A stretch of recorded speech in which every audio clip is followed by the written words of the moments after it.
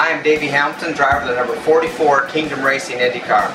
I just want to tell a little bit about my story of my background and how I've been able to get closer to God through my life. And one of them, starting off from a town in Boise, Idaho, which not too many racers come from, and started racing at a short track level and being able to live my dream out and to be able to climb into Indy cars and get to the professional rank of IndyCar racing, which is a goal of mine. And then being very successful and racing full-time in the Indy Racing League. And unfortunately, in 2001 at Texas Motor Speedway, had a incident with a car blowing an engine.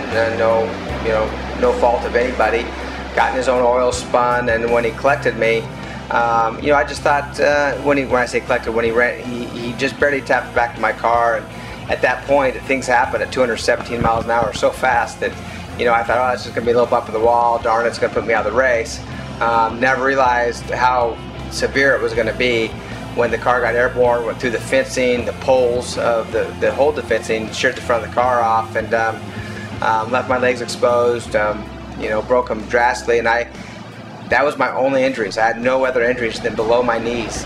They took me to the hospital in Parkland, in Dallas, Texas, and from that point, the Indy Racing League has their doctors, the medical staff with them, that they chose to flight me to Indianapolis so the Indy doctors could work on me. I'd be closer to people that could help me, and so I woke up a few days later in Indianapolis with my wife and my dad above me, and the first thing I asked them was, my legs are gone, right? They amputated my legs, and trying to prepare myself for that. And they said, no, doctors here are going to try to save your legs. They know what you do. They know that you're a fighter, and they were trying to save them. And I went out for a few more days after that,